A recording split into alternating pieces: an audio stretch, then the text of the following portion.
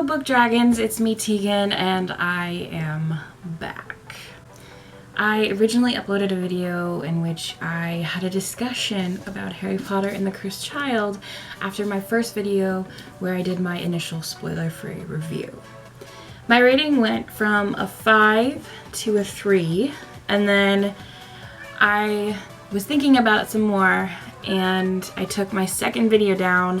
I have been thinking so much about this book that I can't forget about it, and I just need to talk about this a little bit more. And I think that the more that I think about it, the more that the protective side of me comes out. So let's just get started.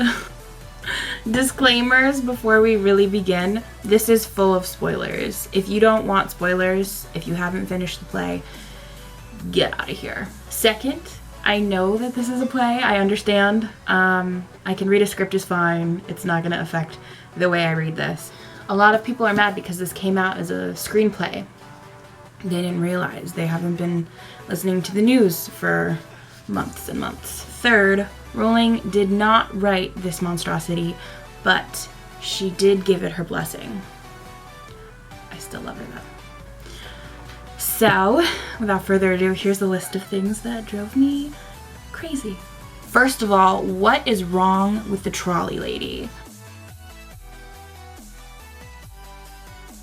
The trolley witch, apparently our dear, sweet, anything from the Trolley Dears lady is the student's guardian on the Hogwarts Express. I don't know why we didn't hear about that before. Probably because this is fan fiction. She's also freaking crazy.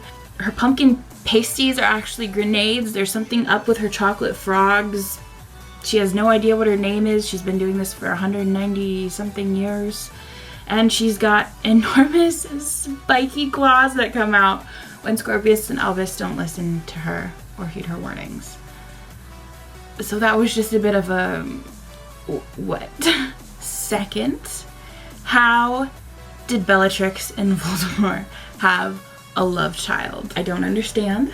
Voldemort and sex doesn't make sense to me. It's like he's like this in-between vampire thing. His soul has been split into so many pieces. He's been formless, like in between forms. I just don't understand how he's able to have children, how he's able to procreate. And I think that there would have been some kind of hint. When was there time for this? How did we not know anything about this? There would have been something, right? But no, because this is fan fiction. The third thing that I had a problem with is what in God's name is wrong with Hermione. Oh my god. Hermione is a strong-ass, independent woman. She doesn't need a man to keep her from becoming a cold, heartless, for the lack of a better word, witch. In an alternate reality, Albus and Scorpius have disrupted the time and space continuum, and Hermione is no longer the Minister of Magic, which seems like a weird job for her anyway. I kind of always envisioned her as becoming like Hogwarts headmistress, but that's besides the point. In this alternate reality, Hermione believed that Krum sabotaged Cedric in the second task, so she did not accept Krum's invitation to the Yule Ball, and in doing that, she ended up going with Ron, who then was never jealous. The two never got together. Because the two did not get together, Hermione became a professor at Hogwarts, and she's not just a professor at Hogwarts, she's like this crazy, like a revival of Snape. I love Snape, but it's really messed up that in any reality Hermione would become another Snape just because Ron didn't fall in love with her. It doesn't make any sense at all. Hermione is not a weak-blooded fool. What were you thinking, Jack Thorne? I have absolutely no idea. Third, what is wrong with Ron? Ron and Hermione are my two favorite characters, so I just feel like personally attacked with the just complete demolish of their characters. So don't get me wrong, I adored Rupert Grint. I held him in the highest esteem. I drooled over him. I was in love with him as a child. But Ron from the books was so much more badass than his movie counterpart. Ron in the movie was sort of just more like comic relief and a sidekick, and that's how I felt Ron's character was reverted to in this. Chris Child Ron is just, he's into lame tricks and he's trying way too hard to be his deceased brother, Fred, which is just sad.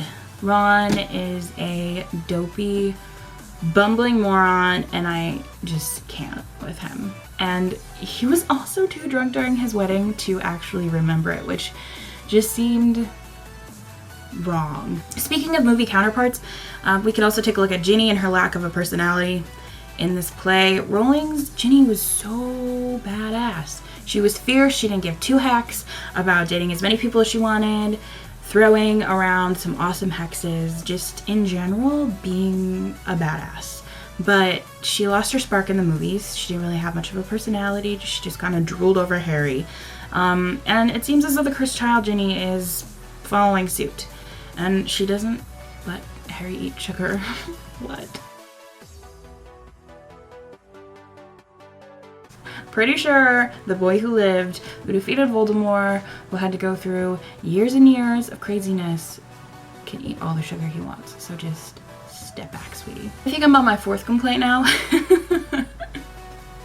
Cedric as a Death Eater. What the?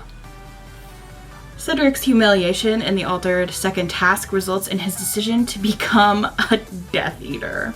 In this pathetic turn of events, Cedric slaughters our hero, Neville Longbottom, who is then no longer able to kill Nagini, so this means that Voldemort gets to rule. There's a thing called Voldemort Day. Umbridge is our headmistress, which is just so messed up. And then poor, sweet, too precious for this world, Scorpius becomes a Death Eater.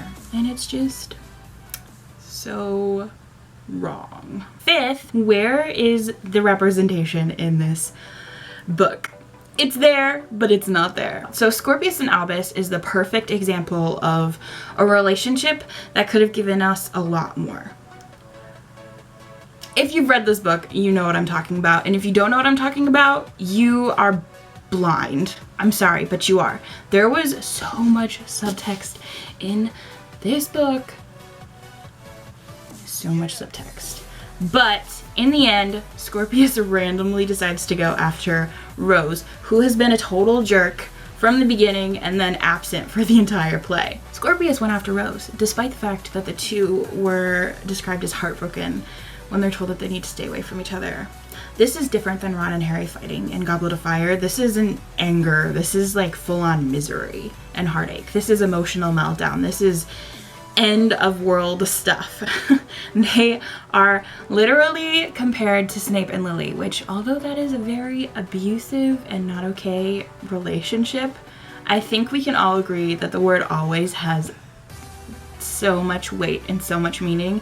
And the fact that they chose to recreate that in this says a lot. The staircase scene and just all the heartache and heartbreak and the hugs and the love, there was so much love, and it was not subtle at all because it wasn't subtle. And then we have Scorpius randomly like hurrying, hustling after Rose at the end. It's just kind of like a slap in the face, and it's something that's called queer baiting, basically. And this is just really confusing to me because J.K. Rowling's been working so hard on representation and inclusion in her novels. The Harry Potter universe is huge. Yes, we heard that Dumbledore is gay, but we heard that after the last book came out. It just wasn't ever brought up. And Rowling did make a good point that for when people were arguing that Dumbledore couldn't be gay, she said, well, what does a gay person look like? A person. All right, and I totally understand that. I think that despite the fact that we have Dumbledore, I think there needed to be more. There needed to be either more hints, or it just needed to not be so subtle. Because yes, when you have queer characters, it shouldn't be focused strictly on their queerness. I think that's really messed up. It just needs to be a character who is also queer. But this was such a good opportunity for them to include somebody like that. There are so many characters in this Harry Potter world, so many, and all we really hear relationship wise are straight relationships. And just with how positive she's been in that in that sort of revolution that we've been having, like of accepting and representing and including everybody. I just feel like this is somewhere where it really fell flat, and I wouldn't have even noticed this if there hadn't been so much subtext. Like, it wasn't even subtext, it was in your face. It was love, it was true love, and then it was just kind of pushed away at the end. So it just felt like I had sort of been cheated out of something, and maybe I'm crazy, but I just, if you don't believe me that this was more than romance, you need to go back and read it. Read the stage directions, read everything. Look at it and then tell me that that is not some serious stuff right there. Somebody's gonna say, does every bromance need to be gay? No, it doesn't, but there needs to be like one that is. There needs to be some kind of representation somewhere. And if you think that we're equal with that and you think that that's not a problem, then you're wrong, and you're probably like in that heteronormative crowd that doesn't notice things like that. But I do, and it just would have been great to have representation finally. Last but certainly not least, I'm sure that you've seen this meme.